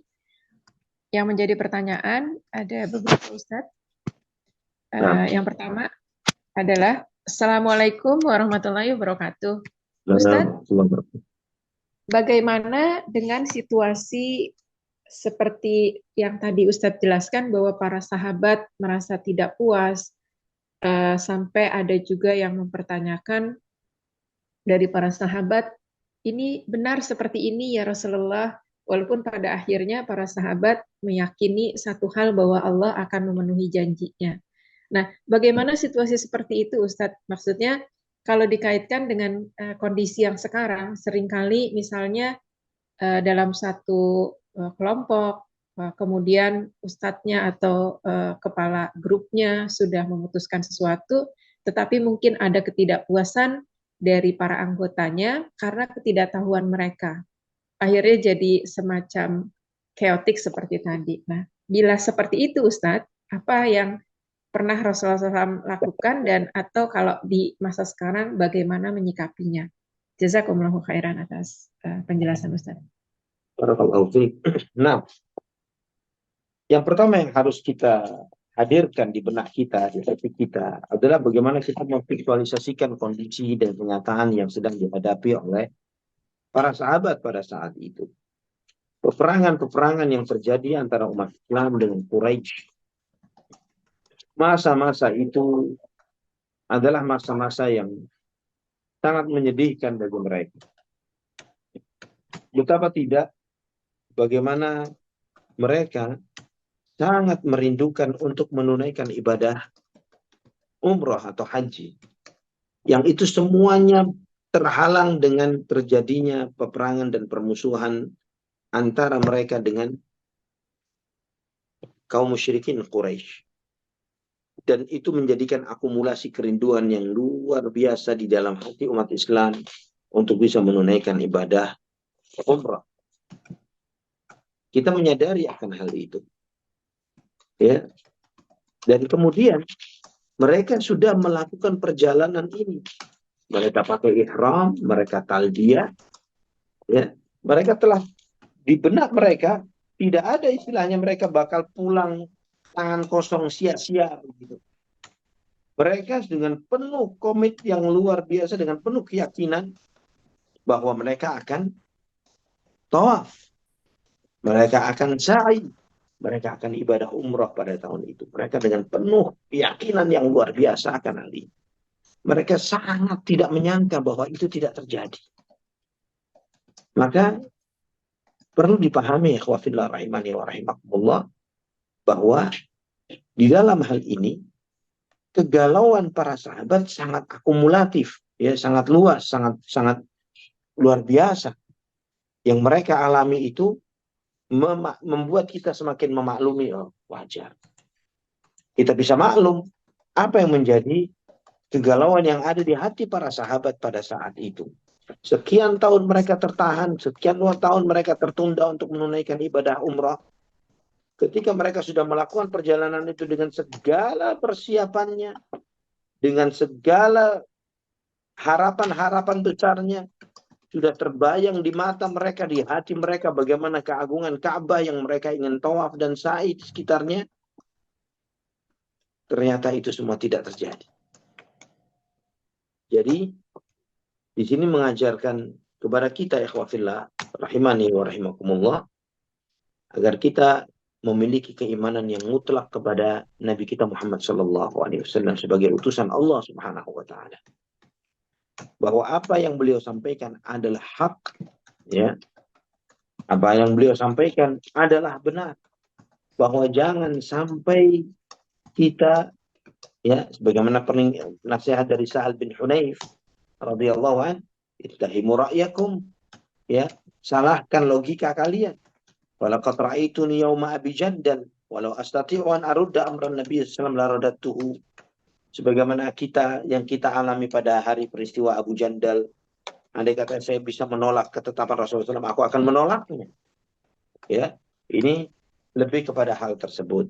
Namun ketika dikaitkan dengan kondisi sekarang di dalam sebuah perjalanan safar tertentu, misalnya di situ ada amir safar, maka pentingnya mengangkat seorang amir safar ini adalah tujuannya adalah supaya tidak terjadi kegaduhan di dalam perjalanan itu ketika semua memiliki ide dan gagasan. Dan itulah amir safar itu perlu ada, dan amir safar itu safar dipilih orang yang paling bijak, dipilih orang-orang yang paling memiliki wawasan ilmu. Dan juga sebagai seorang amir safar bukanlah berarti karena dia ditunjuk sebagai seorang amir kemudian dia menjadi seorang yang otoriter, tapi pentingnya musyawarah di dalam hal ini. Dan musyawarah itu sangat sangat sangat sangat dibutuhkan di dalam sebuah perjalanan safar, ya. Dan dengan keputusan-keputusan itulah, ya, keputusan-keputusan amir yang telah dimusyawarahkan, maka setiap anggota jamaah dalam safar itu harus taat kepada amir ini. Ya, Anda tidak bicara konteksnya secara spesifik terkait dengan perjalanan safar haji atau umrah, tapi juga sesuatu yang lebih umum dari itu, bahkan termasuk di dalam kehidupan bernegara kita. Wallahu a'lam bishawab. Ya Ustadz, jazakumullahu khairan. Kemudian pertanyaan yang kedua Ustadz, mengenai istri tadi Ummu Salamah yang memberikan ide kepada Rasulullah SAW.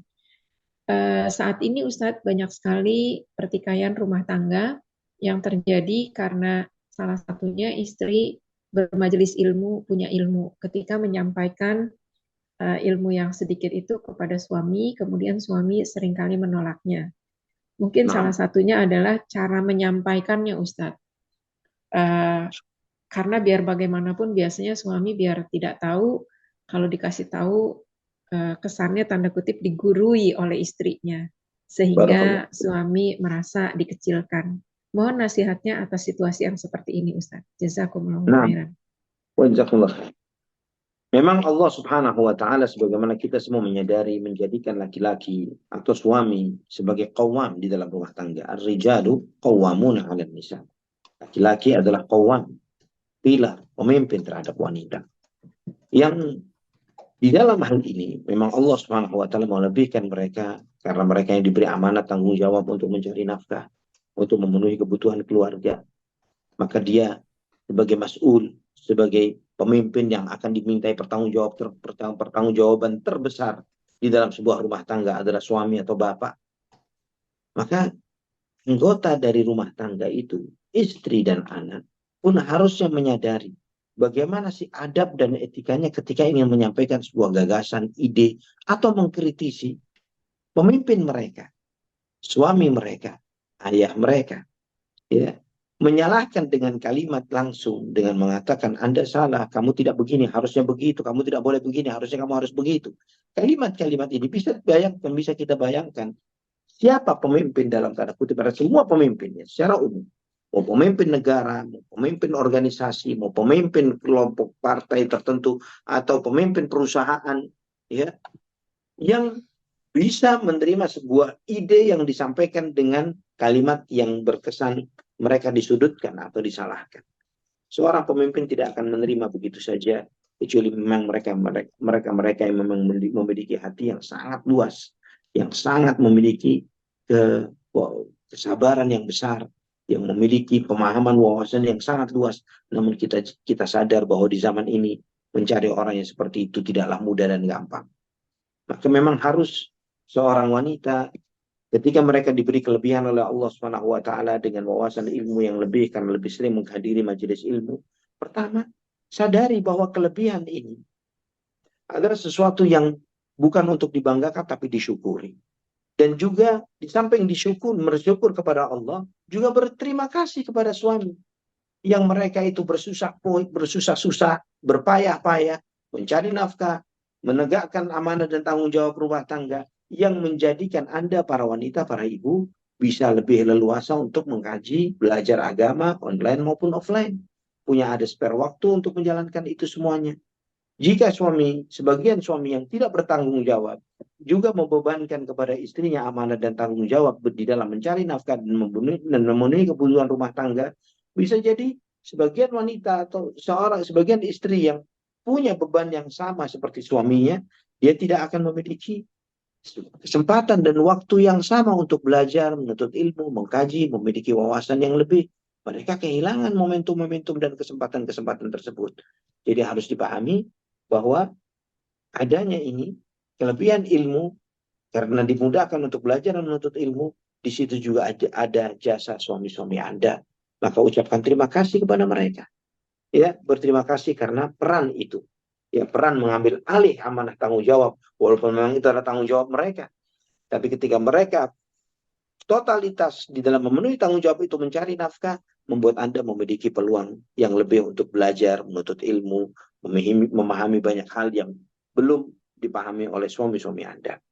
Nah, dengan hal ini akhwati fillah, ya secara khusus para wanita, para akhwat di sini, ketika ingin memberikan ide kepada suaminya, bukan dengan kalimat yang menggurui, mengajari, menginstruksikan dengan kalimat instruksi atau perintah, ya menyudutkan atau menunjukkan kelemahan dan kebodohan, ya kelemahan karena ketidaktahuan.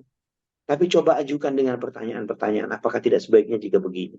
Apakah menurutmu kalau jika permasalahannya begini, apakah mungkin dengan cara seperti itu?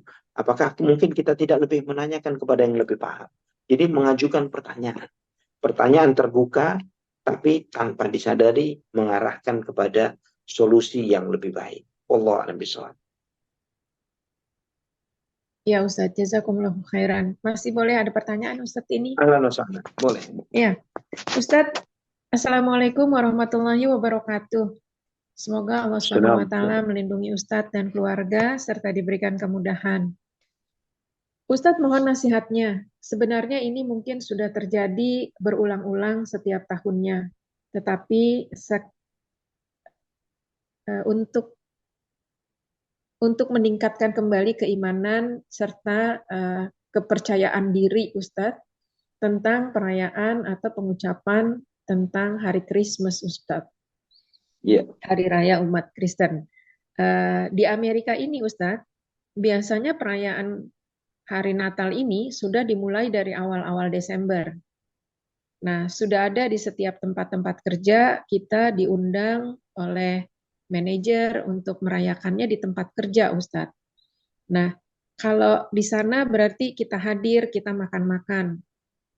Kemudian tidak ada acara misa atau ceramah-ceramah agama, nggak ada Ustadz. Jadi cuma datang, kita makan-makan, kadang-kadang di tempat kerja, kadang-kadang di luar tempat kerja. Dan itu memang diundang untuk seluruh karyawan. Dan di situ pasti ada ucapan-ucapan selamat Natal. Bila situasinya seperti ini, mohon nasihat dari Ustadz. Jazakumullahu khairan. Wa jazakumullahu khairan. Nah, jawaban Anda terkait dengan hal ini, antum yang lebih tahu tentang situasi yang ada di sana. Pertama yang mendasar yang harus dipahami bahwa mengucapkan selamat Natal walaupun dengan bentuk tidak ada keyakinan seperti yang mereka yakini, itu adalah sesuatu yang haram. Tidak dibenarkan di dalam syariat. Karena mengucapkan selamat terhadap sebuah ritual, sebuah keyakinan akan lahirnya sosok anak Tuhan atau lahirnya sosok Tuhan. Ya, itu yang diyakini oleh orang-orang Nasrani. Walaupun kita tidak meyakininya, namun ketika kita mengucapkan selamat kepada mereka, artinya kita mengucapkan selamat terhadap perbuatan kufur, kesyirikan, kemunkaran yang mereka perbuat. Bagaimana seorang muslim mengucapkan selamat kepada seseorang yang berbuat kekufuran? Selamat atas kekufuran Anda ya terhadap Allah SWT. Sedangkan kita sadar bahwa mengucapkan selamat kepada maksiat yang lebih ringan saja nggak boleh. Ya, selamat di atas pencurian Anda. Selamat di atas pembunuhan yang baru Anda lakukan. Ini mencuri dan membunuh, dosanya lebih ringan daripada kekufuran, kesyirikan. Ini adalah kemunkaran di atas kemunkaran. Ini yang pertama. Kemudian yang kedua, walaupun kita tidak menyertai dengan walaupun tidak menyertainya dengan keyakinan-keyakinan seperti yang mereka yakini, setidaknya itu adalah sebagai bentuk tasyabbuh dengan mereka, menyerupai mereka, menyerupai ritual, kebiasaan, dan lain sebagainya. Yang seorang muslim, dia dituntut untuk menjaga iman dan akidahnya, melebihi apapun, melebihi apapun. Terlebih lagi ketika dia tinggal di negeri-negeri yang syiar-syiar kesyirikan dan kekufuran itu dominan di negeri tersebut. Jangan sampai ikut hanyut di dalam ritual-ritual itu. Baik itu ritual itu yang ditunjukkan sebagai ritual yang sifatnya adalah prosesi misa, yang ada ritual keagamaan di sana, atau ritual-ritual kebahagiaan ya, yang menunjukkan dengan pesta pora dan sebagainya, tapi adalah sebagai bentuk kemasan dari sebuah momentum keagamaan yang mereka rayakan. Sebagaimana Abdullah bin Amr bin Al-As menyampaikan di dalam Sunan Al-Baihaqi dengan sanad yang sahih, man bana bi ardil musyrikin wa sana'a nayruzahum wa mahrajanahum wa tashabbaha bihim hatta yamuta husyira ma'hum yaumal qiyamah. Barang siapa yang tinggal di negerinya kaum musyrikin dan kemudian ikut meramaikan Nairuz dan Mahrajan mereka. Nairuz dan Mahrajan itu adalah sebuah acara hari raya yang mereka merayakan hari-hari tersebut yang dikaitkan dengan momen-momen keagamaan mereka. Artinya ikut meramaikan Nairuz dan Mahrajan mereka, perayaan-perayaan keagamaan mereka, dan ikut menyerupai mereka sampai mati. Seperti itu kondisinya, maka dia akan dikumpulkan bersama mereka nanti pada hari kiamat. Usyra ma'ahum yaumal qiyamah. Ini ancaman yang berat ya terhadap orang yang mereka tidak memiliki komitmen untuk menjaga akidah dan keimanan mereka kepada Allah SWT, menjaga tauhidnya. Ketidakenakan terhadap teman sejawat, teman sepekerja terkait dengan hal ini. Saya yakin wallahu a'lam bishawab. Dengan kondisi yang terjadi juga ya, yang bagaimana perkembangan di negara-negara seperti Amerika dan Eropa dan sebagainya, bagaimana mereka sangat memperhatikan melihat bagaimana sikap dan keyakinan umat Islam, membuat mereka lebih penasaran, ingin lebih mendalami dan mengkaji. Jadikan ini sebagai momentum bagi kita semuanya, bagi antum semuanya, wahai kaum muslimin wal muslimah, untuk menunjukkan jati diri dan eksistensi seorang muslim. Bagaimana seorang muslim bersikap terhadap hal-hal yang seperti ini. Bahwa untuk yang satu hal ini, tauhid, kita tidak punya nilai tawar. Tauhid tidak ada nilai tawarnya. Bahwa tidak ada tawar-menawar dalam tauhid dan kesyirikan. Kita semua meyakini bahwa Allahu Ahad, Allahu Samad, lam yalid wa lam yulad wa lam yakul lahu kufuwan ahad. Maka ketika mereka bertanya, tunjukkan sikap Anda sebagai seorang muslim. Saya seorang muslim dilarang untuk mengucapkan Merry Christmas, ya, selamat atas kelahiran Yesus. Karena kalian meyakini Yesus ini sebagai anak Tuhan, sebagai penebus dosa, sebagai jelmaan Tuhan, yang kami mengucap ini adalah dosa, termasuk adalah dosa yang paling besar di dalam agama kami. Bagaimana kemudian kami memberikan ucapan selamat terhadap seseorang yang melakukan sebuah kemaksiatan dan dosa. Ya, sebagaimana kami tidak boleh mengucapkan selamat atas pencurian, perzinahan, pembunuhan, dan apapun, mengucapkan selamat terhadap ritual perbuatan kesyirikan, itu dosanya lebih besar dari itu semuanya. Tunjukkan eksistensi akidah antum, dan itu sebagai momentum untuk mendakwahi mereka tentang tauhid. Wallahu a'lam bishawab. Ya Ustadz, jazakumullahu khairan. Ini ada satu yang terakhir Ustadz dari Ummahat di US.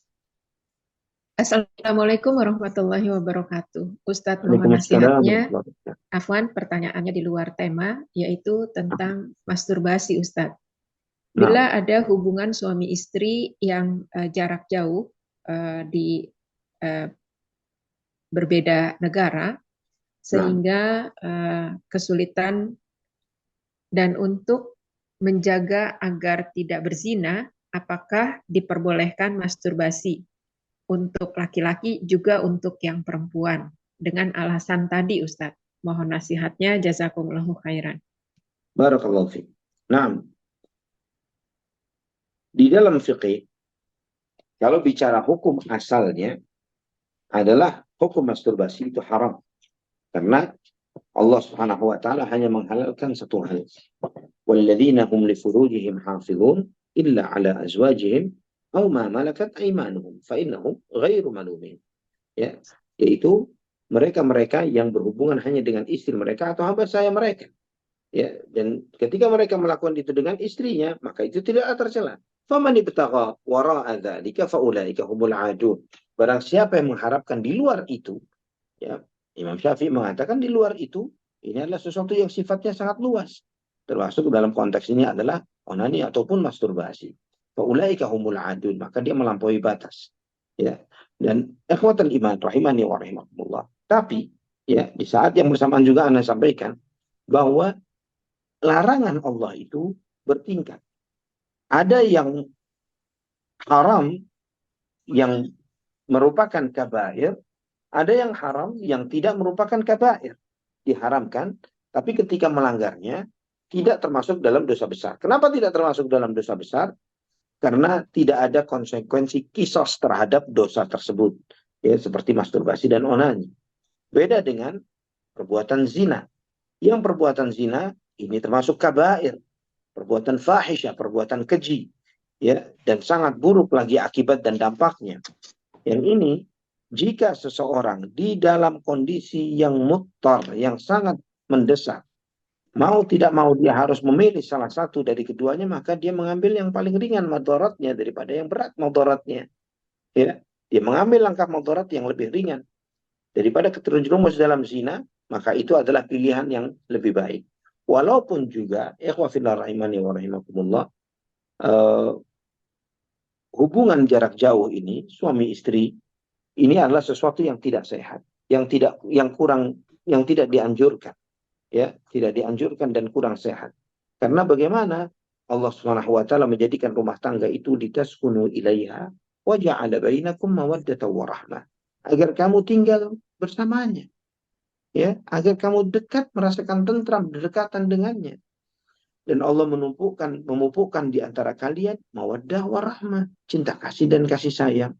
Ya, jadi sini akhwafillah, ana lebih menyarankan kepada yang sedang LDR, ya, supaya mencari solusi supaya tidak menjadi seperti itu. Sebagiannya salah satunya mengalah. Jika memang harus misalnya pindah dari yang satu untuk ke negeri yang lain ke tempat yang satu dengan ke tempat yang lainnya, ya, apakah yang di Indonesia ke luar negeri atau yang di luar negeri balik ke dalam negeri dengan mengorbankan sedikit banyak hal, tapi untuk memenangkan keluarga itu adalah suatu hal yang memang layak untuk diperjuangkan. Karena antum sadar, kita tahu bahwa ketika nanti pada titiknya seseorang itu harus pensiun, dia harus berhenti bekerja, di masa itu sudah tidak ada lagi partner, tidak ada lagi teman bisnis, tidak ada lagi ini dan itu. Yang ada hanyalah keluarga. Hanya keluarga. Maka mereka yang menjadi pendamping hidup kita, mereka yang masih terus mengingat kita. Apalagi ketika antum tidak ada, kita tidak ada ketika kita meninggal dunia. Tidak ada lagi kita mengharapkan teman, partner bisnis, ya, dan yang lain sebagainya. Semua akan mendelete kontak nama kita dari handphone mereka, dari pertemanan mereka di media sosial dengan kita, karena melihat kita sudah tidak ada. Namun tidak dengan kerabat dan orang terdekat kita, pasangan kita, anak-anak kita, yang mereka kita tuntut untuk berkorban karena profesi dan pekerjaan, karena tuntutan karir. Kita meminta mereka memaklumi dan berkorbanlah kalian, maklumilah nasib saya, kondisi saya dan lain sebagainya. Namun ternyata mereka lah orang-orang yang paling besar jasanya untuk kita. Allah a'lam bishawab. Barakallahu fikum. Baik, alhamdulillah. Untuk selanjutnya pertanyaan dari Swediga, diwakili oleh Ibu Ida Rasyad, kami persilakan. Ya, jazakumullah khairan Kang Z atas kesempatannya. Assalamualaikum warahmatullahi wabarakatuh, Ustadz. Waalaikumsalam Semoga warahmatullahi wabarakatuh. wabarakatuh. Ya, semoga Allah selalu menjaga Ustadz, keluarga Ya, Ustadz, dan semoga materi yang Ustadz sampaikan menjadi amal jariah buat Ustadz dan dapat kami amalkan. Ustadz, ya, mendengar paparan tadi Ustadz, ya, begitu ketika Ali berkeras untuk tidak menghapus nama Rasulullah, dan Rasulullah menghapus dengan tangannya, membuat merinding, ya Ustaz, membuat sampai sedih gitu Ustaz, ya. Memang kalau mendengarkan kisah ini bisa sedih gitu Ustaz, ya. Yang ingin tanyakan ini Ustaz, ada pertanyaan titipan dari Ukti di Swedia. kebetulan Fulana akan melaksanakan umroh dalam waktu 3 minggu lagi. Tadi mendengar pemaparan Ustadz yang katanya kalau tahallul itu mencukur seluruh kepala, Allah akan merahmati, dan sampai 3 kali dikatakan Rasulullah. Yang ingin ditanyakan, bagaimana kalau kita membadalkan umroh, Ustadz, setelah kita umroh dan membadalkan tahallulnya itu dilakukan setelah umroh selesai membadalkan keduanya, atau satu-satu, Ustadz, umroh yang bersangkutan umroh dulu dan tahallul, dan kalau memang harus tahallul dahulu, apakah sama dengan yang tadi disampaikan mencukur sampai botak kepalanya itu mendapat rahmat dari Allah gitu. Jadi kalau 2 kali umroh kan tahallulnya itu 2 kali ya Ustadz ya gitu. Jadi Betul. mana yang jadi untuk yang pertamanya kan berarti jangan dibotak dulu ya Ustadz. Bagaimana, mohon pencerahannya Ustadz tentang Nah, barakallahu fiik. Mengenai tahallul bagi mereka yang melakukan badal umrah setelah umrah. Jadi, apakah dia harus memendekkan dulu, muqassir dulu, setelah itu? Ini konteksnya harus diingat ya, ikhwani wa akhwati fillah, bahwa memendekkan, mencukur habis itu untuk laki-laki. Ya, untuk laki-laki. Kalau untuk wanita, tahallulnya cuma memotong seruas jari. Ya, seruas jari, dia memegang rambutnya yang panjang itu, dipegang, dan diambil dari ujung, itu kurang lebih seruas jari. Itu adalah tahallulnya wanita. Yang memendekkan dan mencukur habis ini laki-laki, ya, bukan untuk wanita. Perlu dipahami, jangan sampai nanti ada sebagian wanita, karena mungkin keawamannya, ini kata Ustaz Ali, saya harus cukur habis nih, karena pahalanya lebih banyak. Akhirnya digundul rambutnya. Lah, ini untuk laki-laki, bukan untuk wanita. Itu yang pertama. Kemudian yang kedua, apakah dia karena ingin membadalkan nantinya, kemudian dia memotong pendek saja terlebih dahulu, baru setelah itu dia nanti yang keduanya baru mencukur habis? Jawabannya adalah tidak mesti seperti itu. Ya, tetap dia boleh mencukur habis di umrah yang pertama. Dia cukur habis, gundul misalnya. Nah, terus bagaimana dengan tahallul yang kedua? Para ulama menjelaskan bahwa kalau tahallul yang kedua, rambutnya nggak ada, masih belum tumbuh misalnya, maka tetap dengan silet cukur misalnya, dia melewatkan di kepalanya. Melewatkan silet cukur itu di kepalanya. Demikian pula dengan tahallulnya orang botak. Ya. Apakah orang botak nggak pakai tahallul? Tetap tahallul. Apa yang dilakukan oleh orang botak? Tahallul nggak ada rambutnya. Yaitu dengan melewatkan silet cukur di kepalanya. Begitu saja. Dengan melewatkan silet cukur di kepalanya, maka dia telah melakukan prosesi tahallul. Wallahu a'lam bishawab. Masya Allah, jazakallah khairan Ustaz. Kebetulan yang umroh anak laki-lakinya bersama ibunya Ustaz. Jadi Tanggal kemungkinan berapa? kedua-duanya. Karena tanggal 29 Desember ini umrah insya Allah. Sampai Tanggal awal tahun. tanggal 24 dari Swedia Ustaz, dengan jemaah Masjid Stockholm di Swedia. Masya Allah. Mudah-mudahan bisa ketemu Iya. di Mekah atau di Madinah. Karena akhir tahun Insya 28-29 anak umrah. Sampai awal Masya Allah. awal Januari insya Allah. Sampai 4 Januari juga Ustaz. Oh, Masya Allah. Allah. Alhamdulillah. Satu lagi bisa Ustaz? Boleh, silakan. Semoga Allah mudahkan perjalanan umroh Ustaz ya, fi amanillah. Ya, Ini ya. mengenai tentang di Swedia, kalau bulan Desember dan musim Natal begini Ustadz, banyak yang di rumah memasang pohon Natal, tapi Ya. keluarga itu Muslim atau bersuamikan yang mu'alaf, dan ketika kita sampaikan secara baik gitu Ustadz, alasannya untuk anak-anak, karena anak-anak senang dengan pohon-pohon Natal ini. Nah, bagaimana itu, apakah itu termasuk kepada menyerupai satu kaum juga Ustadz, yang untuk itu karena itu perayaan Natal mereka, walaupun tidak meyakini, tapi karenanya untuk kesenangan anak-anak gitu Ustadz. Mohon pencerahannya Ustadz. Barakallahu fiik. Nah, benar. Itu termasuk tasyabbuh yang dilarang. Yang seharusnya kita, para orang tua, harus menanamkan kepada anak-anak kita keyakinan-keyakinan, ajaran-ajaran yang mencerminkan ajaran tauhid dan ajaran agamanya. Bukan malah mengajarkan hal-hal yang malah menjadi syiar bagian dari agama di luar Islam. Ya, terutama memang fitnah bagi mereka yang tinggal di masyarakat yang dominan kaum musyrikin ada di sana. Maka menanamkan kepada anak-anak Anda, anak antum semuanya, untuk memiliki akidah tauhid, memiliki pemahaman bahwa kami tidak merayakan, kami sebagai seorang muslim, kami memiliki sikap seperti ini, kami seorang muslim adalah begini dan begitu, adalah jauh lebih dibutuhkan bagi antum semuanya yang tinggal di negeri dan masyarakat kaum muslim, orang-orang musyrikin, ketimbang mereka yang tinggal di negerinya umat Islam.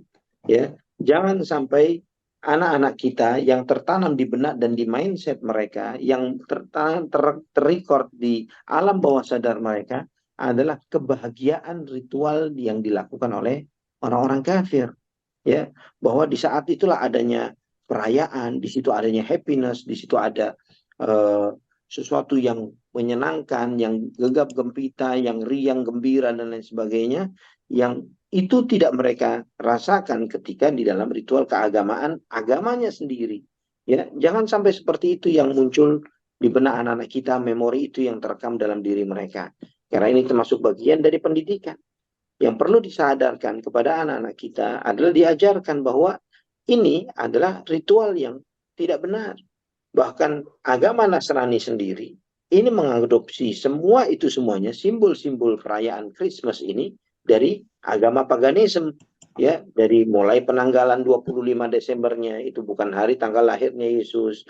Dari kenapa kok ada sosok Sinterklas, ya, kenapa kok ada pohon Natal, kenapa dikaitkan dengan hadiah, kenapa dengan ini. Semua simbol-simbol itu dikutip dan diambil dari kaum penyembah berhala, kaum pagan yang kemudian diadopsi, ya, dan dikemas oleh orang-orang Nasrani, terutama dari Romawi, yang mengemas itu semuanya dengan kombinasi-kombinasi yang ada menjadi sebuah suatu ritual baku, yaitu perayaan Christmas yang sekarang dirayakan secara masif di banyak negara.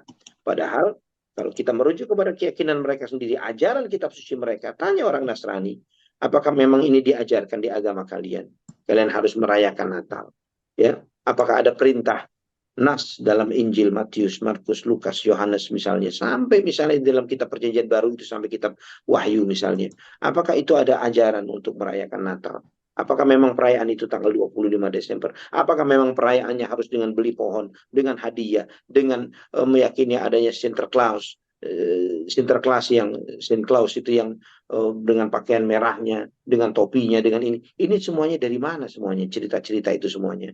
Ya, dari mana kombinasi-kombinasi ajaran-ajaran yang kemudian dijadikan sebuah hal yang baku dan dimasukkan di dalam film-film sehingga menjadi sebuah budaya yang masif.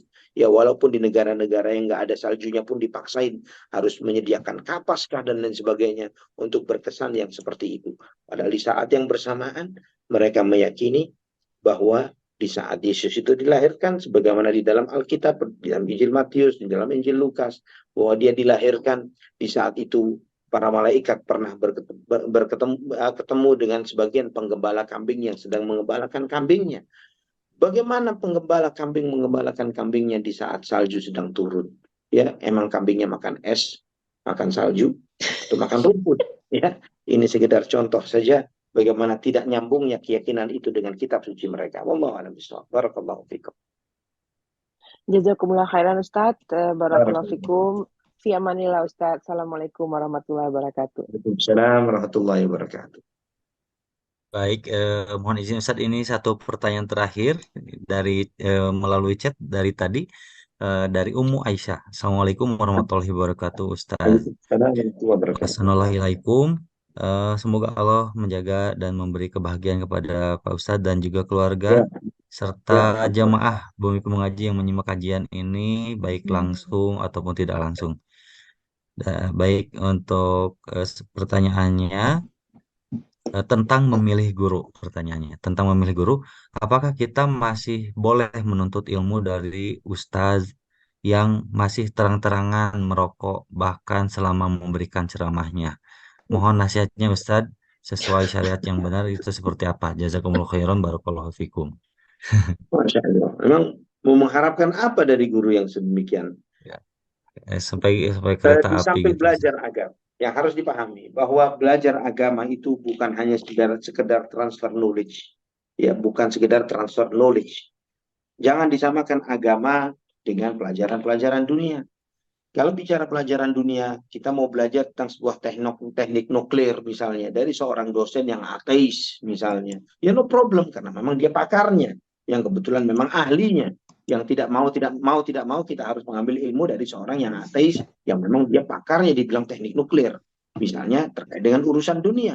Ya, kita mau belajar tentang hal-hal yang lainnya urusan dunia, oke lah, nggak perlu memperhatikan tentang adab, akhlak dari sang pengajar. Tapi agama, qala Allah wa qala Rasul, inna hadzal dina ilmun fa'khudhu amman ta'khuduna dinakum, ya, bahwa inna hadzal ilma dinun falyanzur ahadukum amman ya'khudh dinahu. Sebagaimana kata Ibnu Sirin rahimahullah, beliau mengatakan bahwa agama ini, ilmu ini agama gitu, bagian dari agama. Maka hendaklah kalian memperhatikan dari siapa kalian mengambil ilmunya. Antum, kita semuanya tidak hanya sekedar belajar sesuatu yang merupakan transferan ilmu saja, knowledge saja, pengetahuan, tapi kita belajar tentang adab, tentang akhlak, tentang ketakwaan kepada Allah Subhanahu wa taala. Ya, mengharapkan keberkahan dari Allah dari apa yang dipelajari. Bagaimana seseorang dia membacakan ayat-ayat Al-Quran, kalamullah jalla jalaluh, juga membacakan hadis-hadis Nabi Sallallahu Alaihi Wasallam dengan mulut yang mengepulkan asap rokok, la haula wala quwata illa billah. Ini adalah salah satu sikap yang kurang beradab terhadap Allah Subhanahu wa taala dan Rasulnya. Hendaklah dia takut kepada Allah Subhanahu wa taala. Jika dia memang seorang guru yang saleh, seorang guru yang takut kepada Allah Subhanahu wa taala, dia akan memaksa dan mendidik dirinya sendiri untuk menghilangkan atau menghindari rokok, ya, karena dia tahu bahwa perokok itu tidaklah seorang perokok kecuali adalah orang yang memperturutkan dan juga memperturutkan hawa nafsunya. Karena secara knowledge, secara ilmu pengetahuan, semua ahli, ya, kita tidak pernah mengetahui sesuatu yang mudaratnya disepakati secara masif oleh seluruh agama, oleh seluruh latar belakang ilmu pengetahuan seperti rokok. Ya, kenapa? Karena kita bicara khinzir atau babi, masih khilaf antara umat Islam dengan di luar Islam. Ya, umat Islam Yahudi mengatakan babi haram, mudarat, ya. Tapi di luar Islam yang lainnya mungkin mereka melihat banyak maslahat dan manfaat. Kita masih khilaf urusan babi dengan di luar Islam. Tapi urusan rokok, muslim, kafir, agama apapun itu, ateis, mungkin mereka pun sadar bahwa itu sangat buruk dan mudarat, sangat jelek sangat jelek dampaknya terhadap seseorang. Yang artinya ketika secara ilmu pengetahuan, secara knowledge, orang itu tahu bahwa ini mudarat, namun tetap dipakai dan dikonsumsinya, maka tidak lain dan tidak bukan bahwa dia sedang mengikuti hawa nafsunya.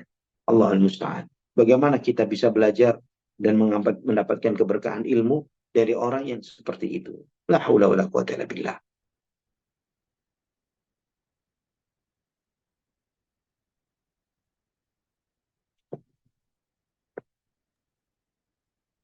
Baik, sekarang jazakallahu khairan Ustaz, atas penjelasan-penjelasannya. Dan sebelum diakhiri, yang akan berangkat umroh, semoga Allah Subhanahu wa taala diberikan kemudahan ya pada Ustadz dan juga jamaah di Swedia, Ibu Ida Rasyad dan seluruh jamaah yang berada di Stockholm, Swedia ya. Doanya zawadakallahu taqwa wa ghafara dzanbaka wa yassara lakal khairan, apa ya, haitsuma kunta, itu saja. Aduh, Nah, jarang dibaca barakallahu ini. fiik. Ya, mudah-mudahan Allah Subhanahu wa taala memberikan kemudahan kelancaran kepada siapapun yang akan berangkat ibadah umroh.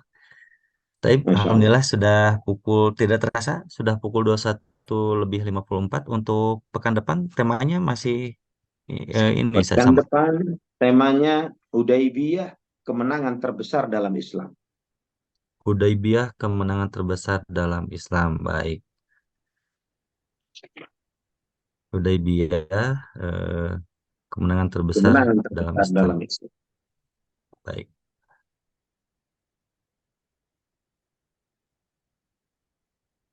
Baik, alhamdulillah, dengan demikian perjumpaan kita di kajian Sirah Nabi SAW edisi 4 Desember 2023 ataupun juga bertepatan dengan tanggal 20 Jumadil Awal 1445 Hijriah, diakhiri pada pukul 21:55. Kami haturkan banyak terima kasih jazakumullah khairan kepada Ustazuna Ali Hasan Bawazir yang telah menyempatkan memberikan kajian pada malam hari ini sampai dengan pukul 22. Masya Allah, semoga Allah Subhanahu wa Ta'ala menjadikan Masya pahala Allah. jariah kepada Ustaz dan juga keluarga Amin ya senantiasa sehat karim. dan dilindungi Allah Subhanahu wa Ta'ala. Tak lupa pula kami aturkan banyak terima kasih kepada seluruh panitia Bumi Mengaji yang telah menyelenggarakan kajian pada malam hari ini, dan salam hormat juga untuk seluruh jemaah kajian Bumi Mengaji pada malam hari ini yang telah konsisten hadir senantiasa mengikuti kajian Sirah Nabi Sallallahu Alaihi Wasallam. Walaupun minkum, kita akhiri saja dengan hamdalah serta doa kafaratul majelis alhamdulillah alamin. Subhanaka Allahumma Barakallah. bihamdika asyhadu an la ilaha illa anta astaghfiruka wa atubu ilaik. Terima kasih Ustadz sekali lagi. Selamat istirahat. Ya karim. Barakallahu fikum. Barakallah. Wafikum jazakallah khair. Wassalamualaikum warahmatullahi wabarakatuh. Waalaikumsalam warahmatullahi wabarakatuh.